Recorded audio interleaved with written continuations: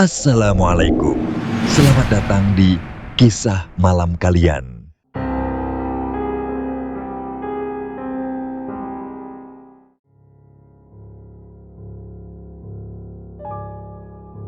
Tahun 2005 menjadi tahun yang tak pernah bisa dilupakan oleh Mas Aji, seorang pria asli Banjarnegara yang saat itu masih tinggal di kampung halamannya.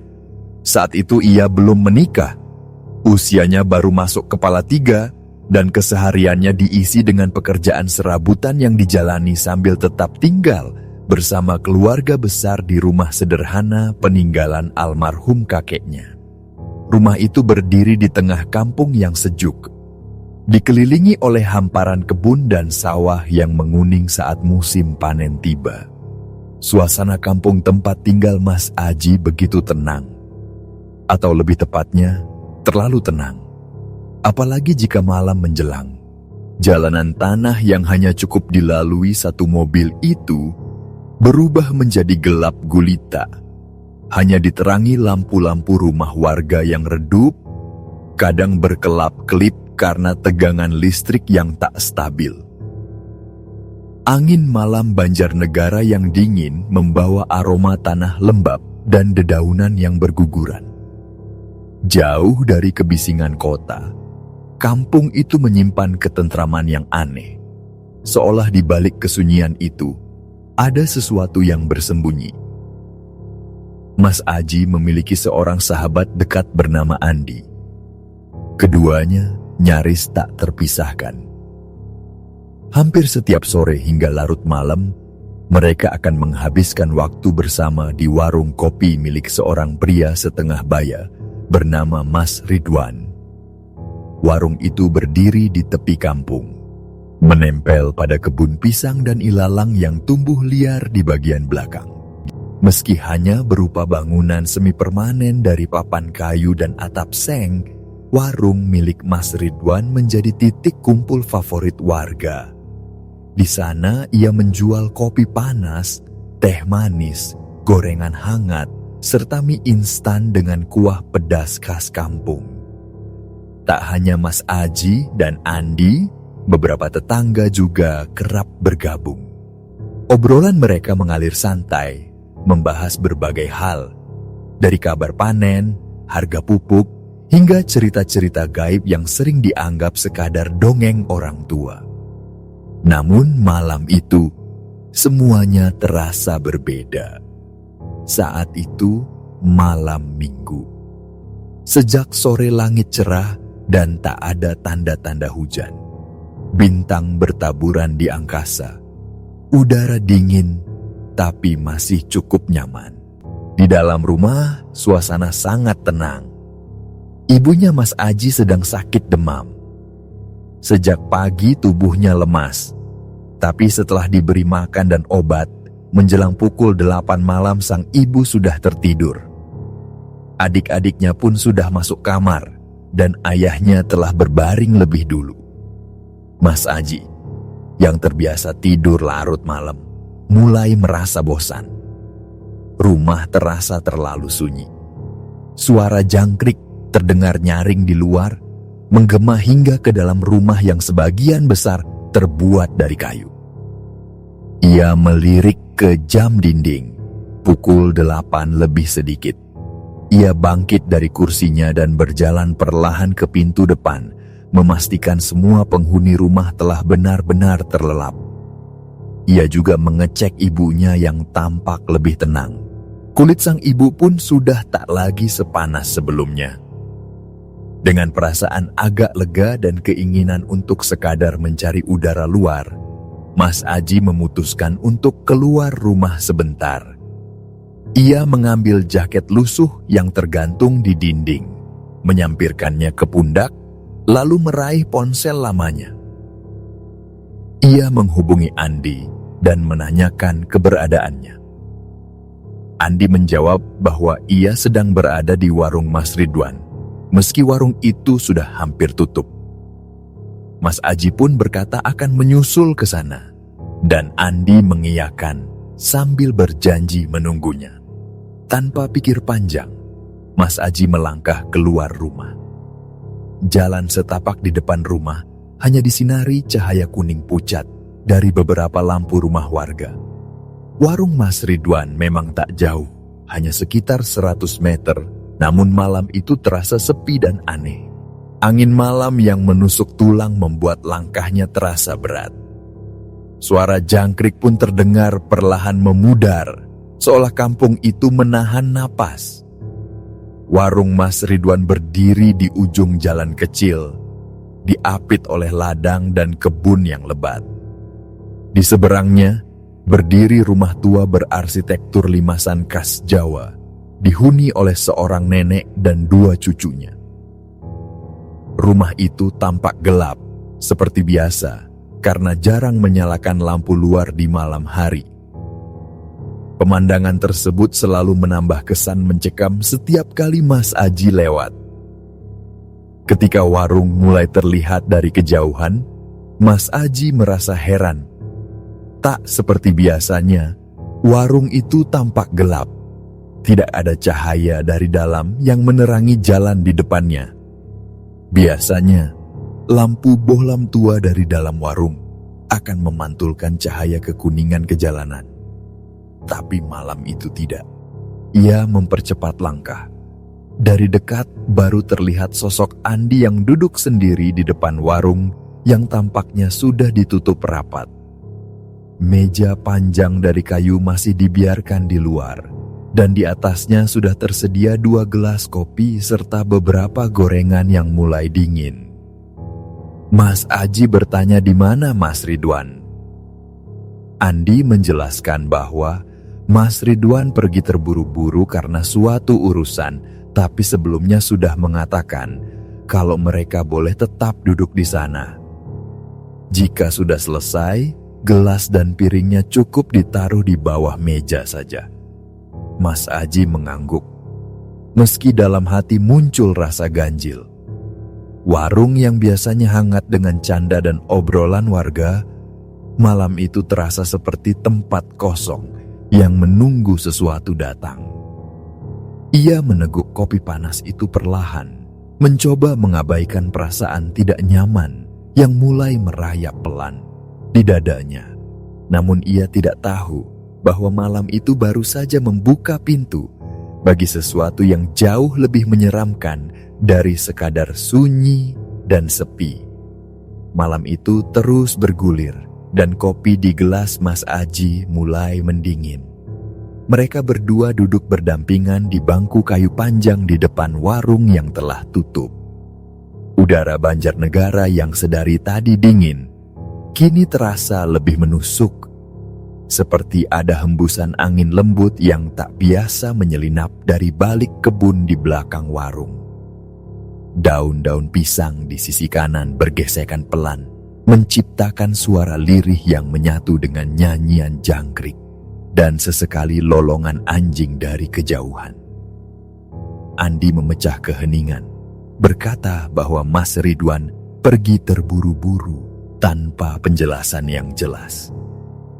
Ia hanya sempat berkata bahwa tidak masalah jika Andi tetap duduk di warung malam itu. Mas Ridwan juga menyuruh agar sisa minuman dan makanan dibiarkan saja di bawah meja jika mereka sudah selesai. Mas Aji hanya mengangguk, meski hatinya belum sepenuhnya tenang. Ia merasa ada sesuatu yang janggal sejak awal. Sesekali mereka berbincang ringan, mencoba mengalihkan perhatian dari suasana yang perlahan berubah dingin dan lengang. Namun yang terasa justru hening yang makin kental. Tak ada tetangga lain yang datang malam itu. Padahal biasanya ada 2 atau 3 orang yang ikut bergabung. Bahkan rumah nenek tua di seberang warung tampak gelap dan sepi, seperti tidak berpenghuni. Sekitar pukul 9 lewat sedikit, datanglah seorang tetangga yang biasa ikut nongkrong. Ia berdiri di depan warung, tampak kebingungan melihat pintu tertutup. Mas Aji menyapa dan memberitahu bahwa Mas Ridwan sudah pergi, hanya meninggalkan kopi dan beberapa gorengan untuk mereka.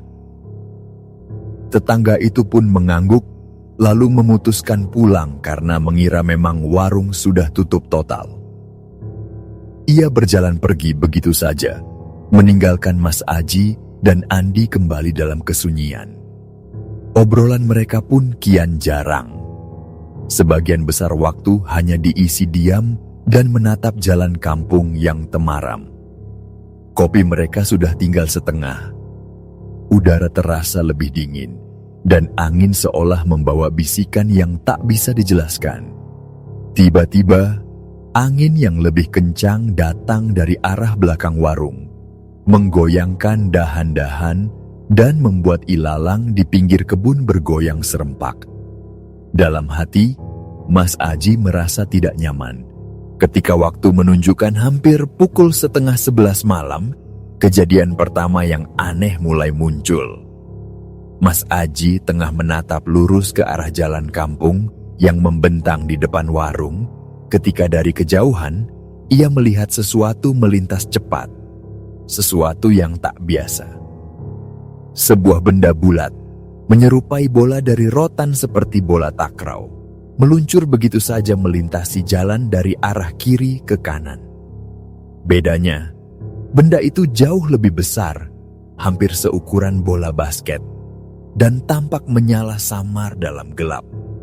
Benda itu tidak menyentuh tanah, melainkan mengambang di udara dan bergerak seolah melayang. Refleks, Mas Aji langsung menoleh pada Andi, yang juga melihat ke arah yang sama. Keduanya saling bertatapan. Baru saja Mas Aji hendak menanyakan apakah Andi juga melihat benda itu, temannya itu lebih dulu bicara. Ia berkata bahwa mungkin saja itu hanyalah burung besar atau sesuatu yang terbawa angin. Tapi ucapannya terdengar ragu. Jelas dari raut wajahnya, ia juga tidak yakin. Mas Aji mengangguk perlahan. Ia tidak ingin memperkeruh suasana, tapi jauh di dalam hatinya, ia tahu benda itu bukan burung. Cara melayangnya terlalu aneh, terlalu halus dan terlalu lurus, seolah bukan dikendalikan oleh angin, melainkan oleh sesuatu yang tak terlihat. Beberapa menit mereka kembali diam. Namun suasana tidak lagi sama. Keheningan kini dipenuhi oleh kegelisahan yang membungkam. Andi sempat menyarankan agar mereka pulang saja, tapi Mas Aji menolak dengan alasan tanggung. Ia merasa sudah hampir tengah malam, dan sebentar lagi waktunya mereka memang akan bubar. Ia meminta untuk bertahan setidaknya sampai pukul 12. Andi mengangguk pelan meski terlihat gelisah.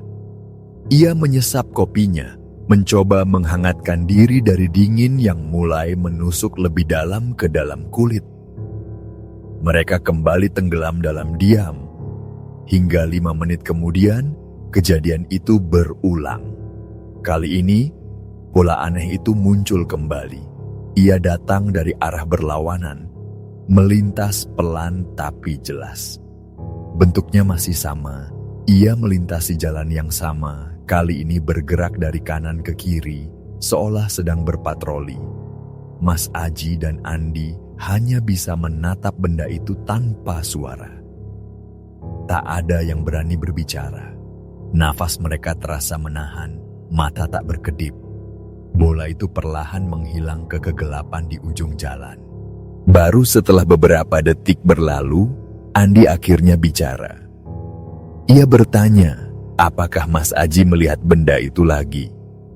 Mas Aji mengangguk, lalu menjawab singkat bahwa ia juga tidak tahu benda apa itu, tapi ia yakin itu bukan burung. Mereka tidak lagi menebak-nebak, karena pertanyaan yang sebenarnya muncul di benak mereka adalah, apa yang sebenarnya sedang terjadi malam itu? Kopi mereka tinggal sedikit, dan suasana makin menegang. Apa yang semula hanya malam santai berubah menjadi malam yang penuh rasa was-was. Belum ada yang tahu bahwa ini baru permulaan. Malam itu belum selesai. Dan yang datang berikutnya, jauh lebih dari sekadar benda melayang di udara. malam semakin merambat menuju tengah dan waktu nyaris menunjukkan pukul 11. Di depan warung yang gelap dan tertutup itu, Mas Aji dan Andi masih duduk dalam diam. 2 cangkir kopi yang tadi hangat kini hanya menyisakan ampas. Sementara gorengan sudah dingin dan tak lagi menggoda. Tapi bukan karena mereka kenyang atau puas. Sejak bola rotan misterius itu 2 kali melintas di depan mereka, tak satu pun dari keduanya benar-benar bisa fokus menikmati apapun. Angin malam kembali bertiup lebih dingin dari sebelumnya. Ilalang di pinggir kebun bergoyang pelan, menciptakan suara berdesir seperti bisikan. Daun-daun pisang saling menggesek, kadang terdengar seperti langkah pelan yang datang dari arah belakang. Suasana terasa lebih berat, seakan ada sesuatu yang tidak kasat mata sedang mendekat. Mas Aji mulai gelisah. Ia merasa ada yang tak beres dan tubuhnya seperti sedang merespons ancaman yang belum tampak. Ia sempat mengusulkan agar mereka sudahi saja nongkrong malam itu. Alasannya, ibunya sedang sakit dan ia ingin menengok keadaannya. Andi tampak ragu, tapi akhirnya mengangguk. Ia juga tidak nyaman meski tak ingin terlihat penakut. Keduanya berdiri hampir bersamaan, bersiap berkemas. Namun belum sempat mereka beranjak, sesuatu yang lebih aneh terjadi.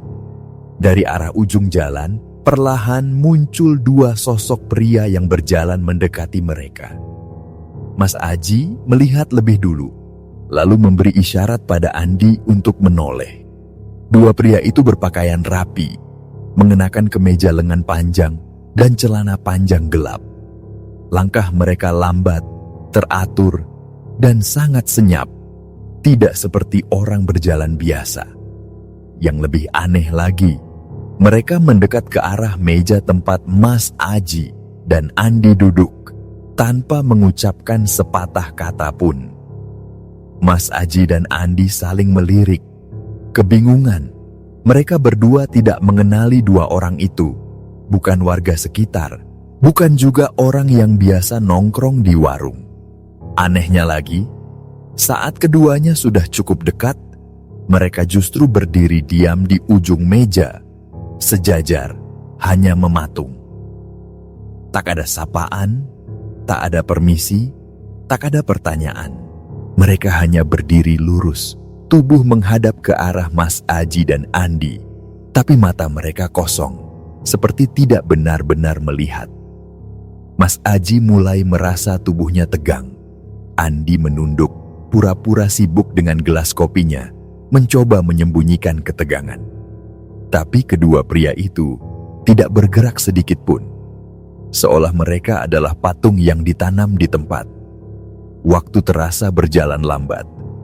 Hening. Hanya suara angin dan detak jantung masing-masing yang seolah memekakkan telinga. Setelah berdiri selama hampir 1 menit penuh, kedua pria itu akhirnya mulai bergerak. Tapi bukan untuk berbicara. Mereka malah perlahan mundur, dengan langkah yang tetap sunyi, lalu berjalan menjauh ke arah jalan kampung seperti semula, tanpa menoleh sedikit pun. Tubuh mereka tetap tegak, langkah seperti mesin, dan akhirnya menghilang dalam gelap. Begitu bayangan mereka benar-benar tak terlihat, barulah Andi bersuara. Ia bertanya dengan nada gemetar, siapa sebenarnya 2 orang tadi? Mas Aji menggeleng, menjawab pelan bahwa ia tidak tahu, dan ia yakin mereka bukan orang kampung ini. Mereka mulai merasa malam ini tidak wajar. Namun sebelum sempat melangkah pulang, suara berat yang tiba-tiba terdengar dari arah jalan membuat mereka tersentak. Suara benda berat jatuh keras ke tanah, menggema di keheningan malam. Keduanya spontan menoleh ke arah suara yang bersumber dari sisi jalan tak jauh dari warung. Di bawah cahaya redup lampu rumah warga yang sangat minim, mereka melihat sesuatu yang mencurigakan. sebuah karung putih besar tergeletak di tengah jalan. Ujung karung itu terikat, bagian bawahnya tampak membentuk tonjolan tajam, seolah ada sesuatu di dalamnya yang berbentuk aneh. Dan yang paling membuat jantung mereka berdegup keras, karung itu bergerak. Mas Aji menelan ludah. Ia menatap Andi dengan ragu.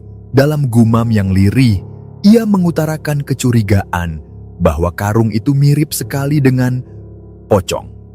Tapi Andi buru-buru membantah, mengatakan bahwa bentuknya lebih mirip karung biasa. Meski begitu, nadanya tak menyiratkan keyakinan. Mereka memutuskan untuk mendekat. Tapi sebelum benar-benar melangkah, karung itu kembali bergerak. Perlahan, seperti ada makhluk hidup di dalamnya yang menggeliat pelan. Mereka menghentikan langkah. Andi spontan meraih batu kecil dari tepi jalan dan melemparkannya ke arah karung. Batu itu mengenai sisi karung dan menimbulkan bunyi tumpul. Tapi tidak ada suara dari dalam.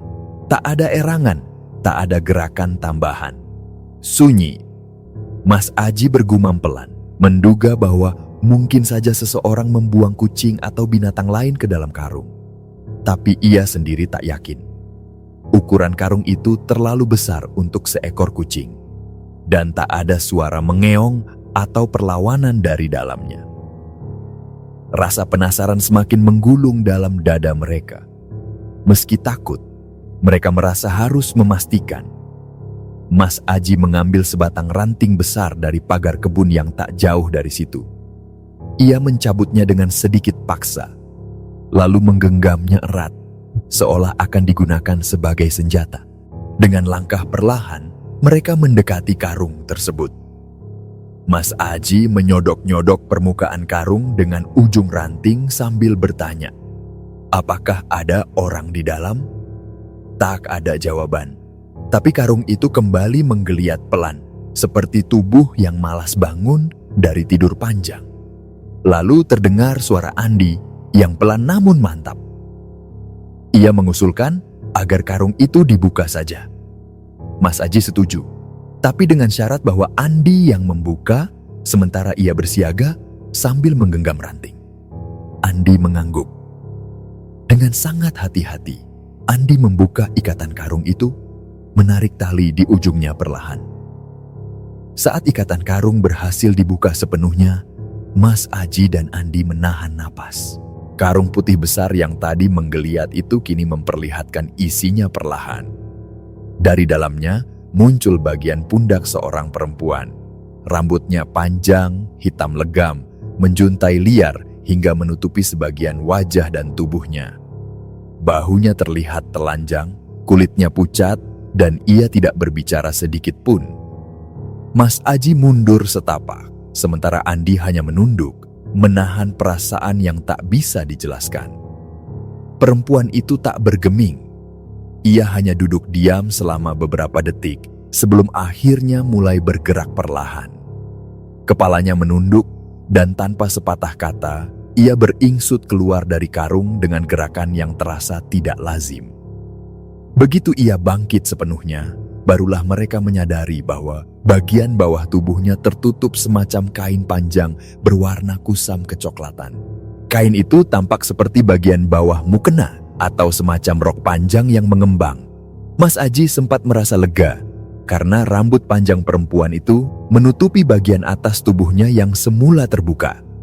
Meski begitu, aura dingin yang ia bawa terasa begitu kuat, membuat malam yang sudah dingin menjadi jauh lebih menusuk.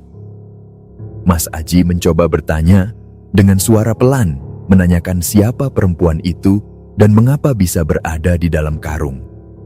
Namun perempuan itu tak menoleh, tak menjawab. Tatapannya lurus ke tanah. Ia hanya berdiri, membisu. Setelah berdiri beberapa saat, perempuan itu mulai berjalan, pelan, tanpa suara, menuju arah warung Mas Ridwan. Langkahnya ringan, hampir tak terdengar. Ia tidak menabrak kursi, tidak menyentuh meja. Seolah-olah ia hafal setiap sudut tempat itu, meski baru saja keluar dari karung di tengah jalan. Namun yang paling membuat bulu kuduk mereka berdiri adalah caranya berjalan. Melengkung mengitari warung, dari sisi samping menuju bagian belakang, bukan melalui jalur biasa seperti manusia pada umumnya. Mas Aji dan Andi berdiri mematung. Keduanya tak tahu harus berbuat apa. Setelah sosok perempuan itu menghilang ke sisi belakang warung, mereka saling pandang. Andi tampak bingung dan sedikit terguncang. Ia bertanya lirih pada Mas Aji, apakah makhluk itu benar-benar manusia? Mas Aji menjawab dengan nada ragu, mengatakan bahwa kemungkinan besar bukan. Tapi kalau itu setan, Andi bergumam dengan suara gemetar. Kenapa dia nggak menembus tembok? Kok dia jalan muter kayak orang biasa? Mas Aji hanya bisa menggeleng, pikirannya kacau. Ia merasa apa yang mereka hadapi malam itu bukan sesuatu yang bisa dijelaskan dengan logika. Bahkan sekadar menebak-nebak pun rasanya sia-sia. Beberapa saat berlalu. Tak ada suara, tak ada gerakan. Perempuan itu tak kembali. Mas Aji mulai merasa cemas. Ia mengajak Andi untuk memastikan ke arah belakang warung. Mungkin saja perempuan itu pingsan atau hilang begitu saja. Dengan langkah pelan dan napas tertahan, mereka mengitari sisi warung. Tanah di sekitar warung sedikit berpasir, dan bagian belakangnya hanya dipagari oleh pohon pisang dan semak-semak liar. Namun ketika mereka tiba di belakang warung, tidak ada siapa-siapa di sana. Tak ada bayangan, tak ada suara ranting terinjak, tak ada dedaunan bergeser. Hanya kebun yang gelap dan kosong. Mereka mendongak, mencoba melihat ke arah pohon atau atap warung. Tak ada sosok apapun, seolah perempuan itu lenyap di telan malam. Keduanya saling pandang lagi. Wajah Andi mulai pucat dan Mas Aji mulai merasakan kecemasan berubah menjadi ketakutan yang sebenarnya. Mereka berjalan kembali ke depan warung, masih tanpa berkata-kata. Saat tiba di sana, Andi kembali duduk, tapi kali ini tidak tenang. Matanya terus menatap ke arah pintu warung yang terkunci. Mas Aji memanggilnya, menyarankan untuk pulang saja. Namun Andi menolak, berkata bahwa ia masih penasaran. Ia ingin tahu siapa perempuan itu, kemana ia pergi, dan apakah ia akan kembali. Mas Aji mencoba meyakinkan bahwa tidak ada gunanya menunggu. Tapi Andi tetap pada pendiriannya. Dan kemudian suara itu muncul. Suara tawa. Terdengar samar dari dalam warung Mas Ridwan. Tawa perempuan. Bukan tawa keras. Bukan pula tawa cekikikan menyeramkan seperti kisah kuntilanak yang sering mereka dengar. Tapi tawa yang terdengar normal, ringan. Seperti suara perempuan dewasa yang sedang bercengkerama. Justru karena itulah, suara itu terasa jauh lebih mengganggu. Mas Aji menoleh cepat ke arah warung. Matanya membelalak. Suara tawa itu muncul dari dalam ruangan yang terkunci rapat, yang seharusnya kosong. Ia menatap Andi, yang juga mendongakkan kepala ke arah pintu. Perempuan itu, dia masuk ke dalam warung, gumam Andi tanpa menoleh.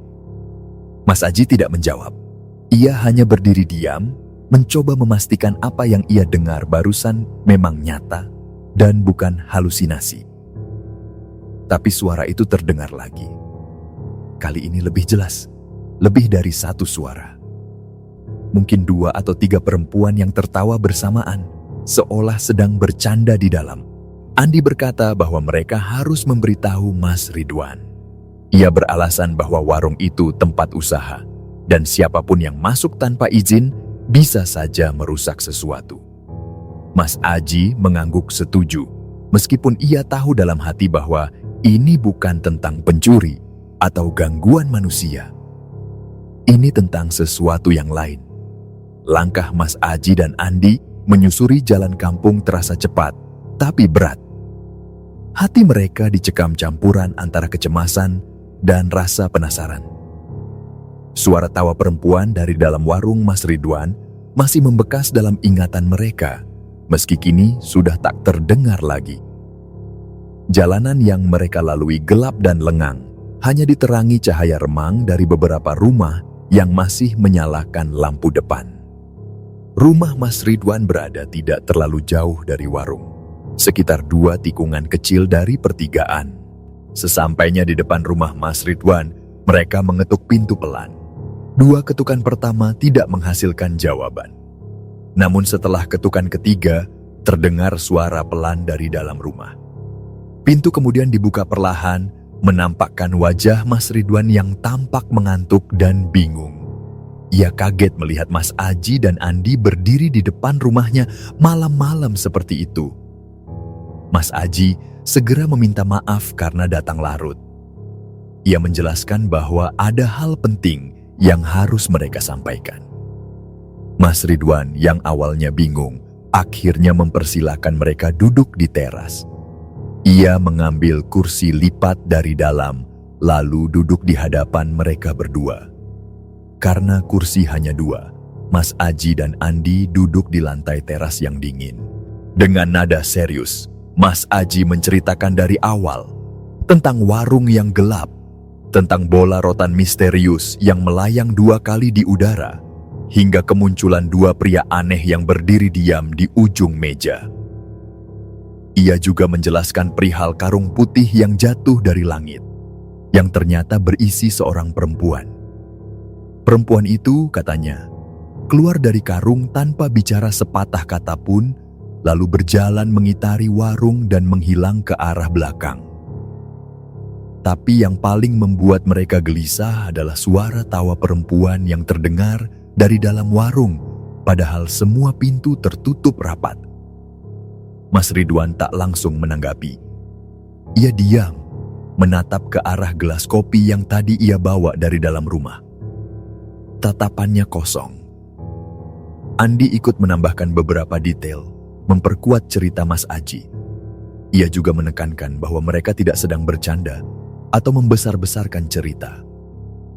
Setelah hening beberapa saat, Mas Ridwan akhirnya angkat bicara. Suaranya pelan, seperti sedang menimbang apakah harus berkata jujur atau tidak. Ia berkata bahwa sebenarnya sudah beberapa hari terakhir ia merasa warungnya tidak seperti biasanya. Ada hal-hal kecil yang membuatnya resah, tapi ia memilih diam karena tak ingin membuat orang-orang enggan datang. Ia menceritakan bahwa setiap pagi saat hendak membuka warung, ia selalu menemukan beberapa butir telur yang rusak. Telur-telur mentah itu bolong kecil di salah satu sisinya, seolah ada yang menyedot isinya dari luar. Kulitnya masih utuh, hanya sedikit lubang sebesar lubang jarum.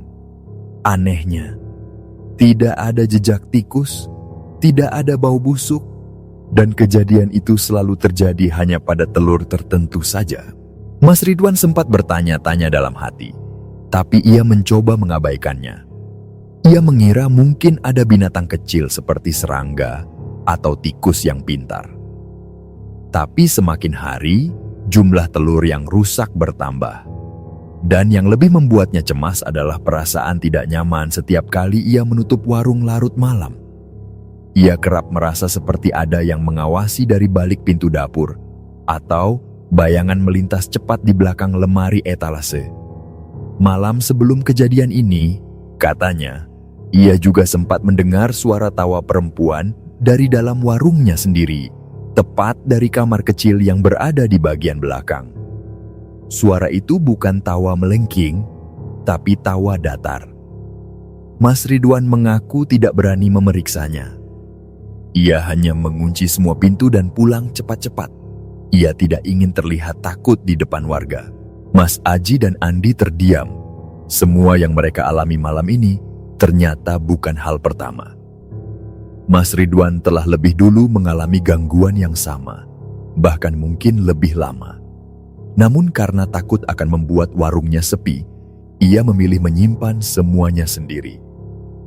Andi kemudian bertanya kenapa Mas Ridwan buru-buru menutup warung malam ini. Mas Ridwan menghela napas panjang, lalu menjelaskan bahwa tadi sore ia melihat sesuatu dari balik rak warung. Sebuah bayangan perempuan berdiri di dalam kamar belakang. Ia mengira hanya bayangan biasa. Tapi ketika ia menoleh, tidak ada siapapun.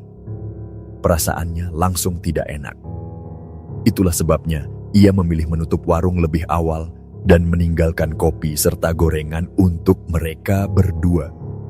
Ia tidak ingin malam itu ia tinggal sendirian terlalu lama di sana. Mas Aji bisa memahami ketakutan Mas Ridwan. Ia sendiri malam itu nyaris tak sanggup menahan rasa takut ketika melihat perempuan keluar dari karung dan hilang begitu saja. Ia berkata bahwa mereka mungkin perlu mencari orang pintar, seseorang yang bisa melihat dan merasakan hal-hal yang tak kasat mata. Mas Ridwan mengangguk pelan. Ia berkata bahwa ia juga sudah berpikir ke arah itu dan dalam beberapa hari ke depan akan mencoba mencari bantuan. Obrolan malam itu ditutup dengan kesepakatan tak tertulis di antara mereka. Tidak ada yang menceritakan hal ini ke warga lain. Bukan karena ingin menyembunyikan, tapi karena mereka tahu jika cerita itu menyebar, warung Mas Ridwan akan kehilangan pengunjung. Mas Ridwan juga tidak ingin menjadi bahan gosip atau dianggap mencari sensasi. Ia hanya ingin warungnya kembali normal, seperti dulu. Setelah berpamitan, Mas Aji dan Andi berjalan kembali menyusuri jalan kampung. Mereka berencana langsung pulang, tapi Andi yang tadi ketakutan, kini malah memutuskan untuk bermalam di rumah Mas Aji. Ia beralasan tidak ingin berjalan sendiri ke rumahnya yang berada di arah berlawanan. Namun mereka belum tahu bahwa malam itu belum benar-benar selesai. Ketika mereka melewati kembali jalan depan warung Mas Ridwan untuk pulang, sesuatu yang tak masuk akal sedang menunggu mereka di atas sana, di balik genteng. Di tempat tak seharusnya ada siapa-siapa. Udara semakin dingin saat Mas Aji dan Andi kembali melangkah menuju rumah Mas Aji. Mereka menuruni tikungan kecil yang mengarah ke pertigaan kampung. Jalan utama yang memisahkan rumah-rumah warga dan warung milik Mas Ridwan. Suasana masih sunyi. Lampu jalan nyaris tidak ada. Hanya sinar dari beberapa jendela rumah yang masih menyala samar. Di pertigaan itu, mereka harus kembali melewati depan warung Mas Ridwan yang kini sepenuhnya gelap. Hanya siluet bangunannya yang tampak berdiri diam di tengah kegelapan, seperti makhluk tua yang sedang tertidur. Sambil berjalan pelan, keduanya masih berbicara lirih, membahas apa yang harus dilakukan jika gangguan terus berlanjut. Namun pembicaraan mereka terhenti seketika saat mendekati warung. Mas Aji menghentikan langkah. Tubuhnya menegang. Andi juga tiba-tiba diam. Keduanya memandangi bagian atap warung, tepat di sudut genteng bagian kanan. Di sana, terlihat sesuatu yang sedang berjongkok, sesosok perempuan. Siluet tubuh itu tampak samar di balik kegelapan, tapi cukup jelas untuk dikenali. Rambut panjangnya menjuntai ke bawah, wajahnya menghadap ke arah jalan, tapi tubuhnya membungkuk, seperti seekor binatang yang sedang mengamati mangsa. Ia tidak bergerak, hanya diam di sudut atap, mematung. Andi menarik lengan Mas Aji, menyuruhnya untuk segera pergi. Tapi Mas Aji terpaku. Matanya tak berkedip, dada berdegup keras. Ia merasa napasnya tertahan, seolah ada sesuatu yang menekan dadanya dari dalam. Sosok di atas genteng itu seperti menyerap semua suara di sekitarnya. Bahkan jangkrik pun seakan tak lagi bersuara. Dan tiba-tiba sosok itu bergerak. Dengan gerakan kaku namun cepat, ia berjalan menyusuri sisi atap, melangkah seperti manusia, tapi terlalu ringan, terlalu senyap.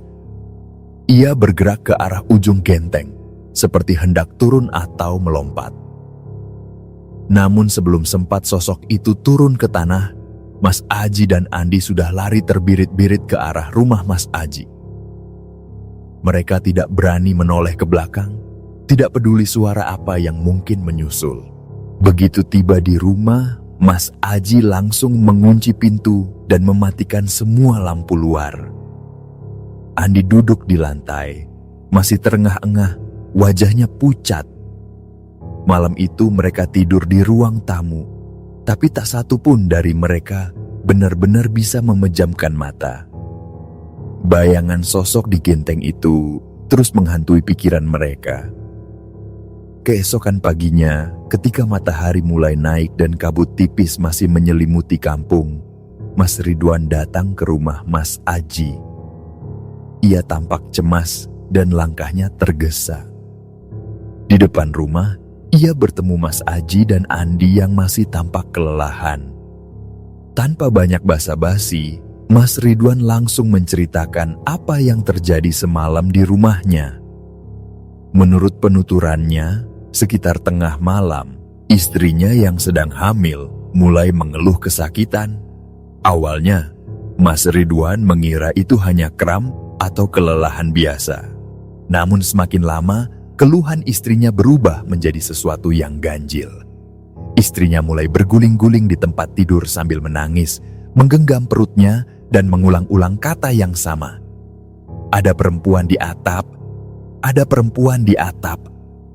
Mas Ridwan yang panik sempat memanggil tetangganya untuk membantu, tapi begitu mereka datang, istrinya malah diam seperti tidak terjadi apa-apa. Tubuhnya lemas dan ia kembali tidur seperti biasa. Namun kata-katanya itu tentang perempuan di atap terngiang terus di kepala Mas Ridwan. Ia tahu itu bukan kebetulan. Ia tidak pernah menceritakan tentang penampakan perempuan kepada istrinya, tidak juga tentang suara tawa atau karung di jalan. Semua itu hanya ia simpan di dalam hati. Tapi istrinya bisa tahu, bisa menyebut hal yang sama. Mendengar cerita itu, Mas Aji dan Andi hanya bisa saling pandang. Mereka yakin gangguan ini bukan lagi hal yang sepele. Ada sesuatu di sekitar warung itu, sesuatu yang nyata dan mengancam. Hari itu, Mas Ridwan memutuskan untuk menutup warungnya untuk sementara. Ia berkata bahwa ia akan mencari orang pintar, seseorang yang benar-benar bisa memahami dan menghadapi hal-hal seperti ini. Ia tak ingin menunggu lebih lama, tak ingin membahayakan istri dan anak dalam kandungan. Sejak peristiwa malam itu, warung Mas Ridwan tidak lagi dibuka. Papan kayu melintang di pintunya, dan meja panjang tempat biasa orang-orang duduk telah disimpan ke dalam gudang. Warung itu tampak sepi dan sunyi, berdiri kaku di ujung jalan kampung Banjarnegara yang dingin. Warga mulai membicarakannya meskipun tidak ada yang tahu pasti apa yang sebenarnya terjadi. Sebagian hanya menduga Mas Ridwan sedang merawat istrinya yang sedang hamil, tapi sebagian lainnya mulai mencium adanya sesuatu yang tidak wajar. Mas Aji dan Andi tidak menceritakan secara gamblang apa yang mereka alami. Mereka masih memegang janji kepada Mas Ridwan untuk tidak menyebarkan cerita itu, bukan karena takut dituduh mengada-ada, melainkan karena tahu betapa rapuhnya keyakinan warga terhadap hal-hal gaib. Namun keduanya tetap membantu secara diam-diam. Mereka turut mencari orang pintar yang bisa membantu Mas Ridwan mengatasi gangguan yang terus menghantui warungnya. Setelah 2 hari pencarian, mereka akhirnya menemukan seorang tokoh sepuh yang dikenal memiliki kemampuan batin dan keilmuan spiritual tinggi.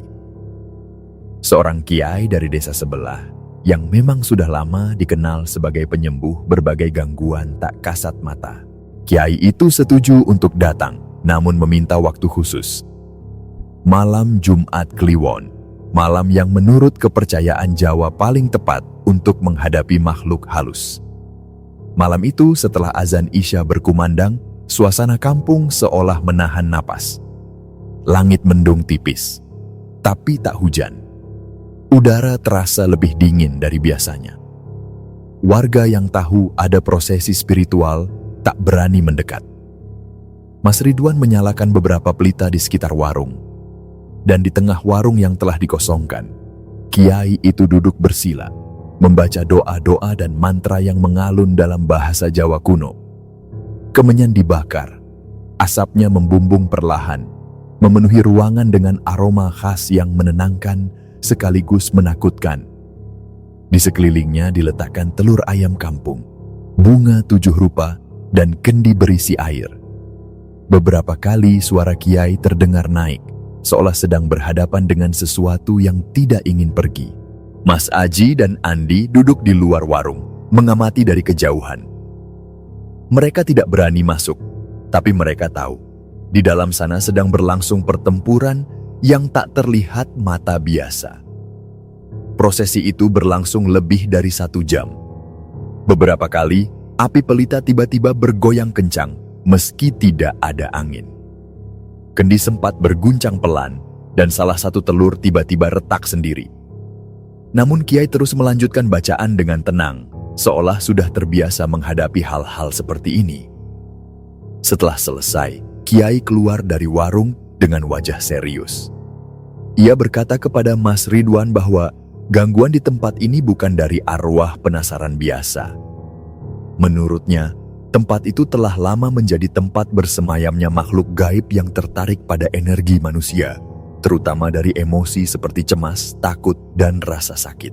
Kiai menjelaskan bahwa perempuan yang mereka lihat kemungkinan adalah perwujudan dari energi yang telah lama terkumpul, mungkin sejak sebelum warung itu berdiri. Ia tertarik pada sesuatu yang bisa ia konsumsi, dan dalam kasus ini, telur. Bukan telur sebagai makanan fisik, tapi telur yang dipercaya mengandung unsur uri atau energi kehidupan. Oleh karena itu, telur-telur yang ditemukan kosong dan berlubang kecil adalah bentuk gangguan nyata dari keberadaan makhluk itu.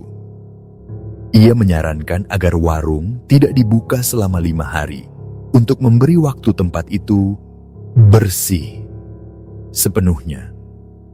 Selama masa itu, tidak boleh ada yang masuk. Tidak boleh ada yang berbicara keras, apalagi mengungkit peristiwa-peristiwa yang terjadi. Sebuah kain putih dikibarkan di depan pintu sebagai simbol bahwa tempat itu sedang disucikan. Mas Ridwan mengikuti semua petunjuk itu dengan patuh. Selama 5 hari penuh warung dibiarkan kosong. Ia bahkan tidak berani mendekat, kecuali untuk menaruh bunga segar setiap pagi sesuai arahan Kiai. Di dalam rumahnya, ia terus menjaga istrinya yang sedang hamil, yang untungnya mulai membaik kondisinya. Ketika hari kelima tiba dan langit cerah menyambut pagi, Mas Ridwan membuka warung itu kembali. Dengan tangan gemetar, ia membuka palang kayu dan masuk pelan-pelan. Aroma wangi kemenyan masih tersisa samar di udara. Ia menatap rak-rak kayu, meja, dan dapur kecil tempat ia biasa menyeduh kopi. Semuanya masih seperti semula, kecuali satu hal. Semua telur yang ada di dalam warung telah hilang. Padahal sebelum menutup warung, Mas Ridwan telah meninggalkan sekitar 2 kilogram telur di dalam keranjang. Tidak ada jejak pecahan, tidak ada bau busuk, tidak ada sisa cangkang, hanya keranjang kosong. Ia tidak ingin menebak lebih jauh. Ia hanya menarik napas panjang, lalu menutup kembali keranjang itu dan menghapus tulisan besar yang ditulis di papan, "Warung tutup sementara." Sejak saat itu, warung Mas Ridwan kembali dibuka dan warga mulai datang kembali perlahan. Tidak sebanyak dulu, tapi cukup untuk menghidupkan kembali suasana.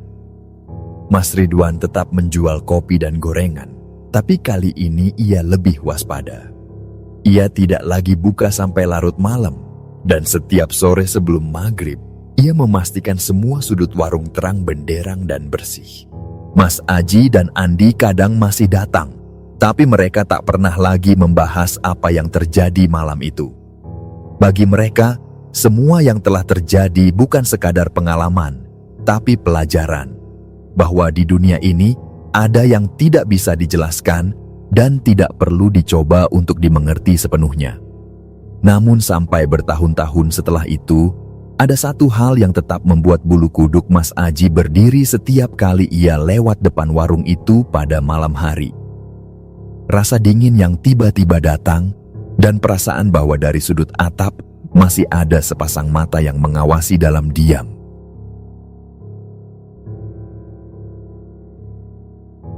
Baiklah, sekian dulu kisah kami kali ini.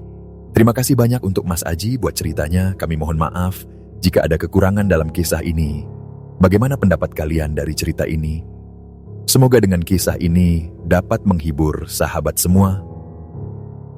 Bila mana sahabat kisah malam kalian punya satu kisah mistis, silakan kirim ke alamat email kami. Insya Allah nanti akan kami ceritakan. Setiap cerita yang ditayangkan nantinya akan diberikan apresiasi berupa souvenir yang menarik. Kami ucapkan terima kasih juga untuk sahabat yang telah menonton video ini, dan juga yang telah subscribe, like, dan komen.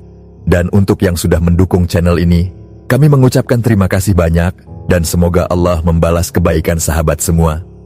Akhirnya, saya memohon maaf kalau dalam menyampaikan kisah ini terdapat kesalahan dalam berkata-kata dan pengucapan. Dan saya Sandi undur diri, sampai jumpa lagi di kisah kami selanjutnya. Semoga sukses dan sehat selalu untuk sahabat kisah malam kalian.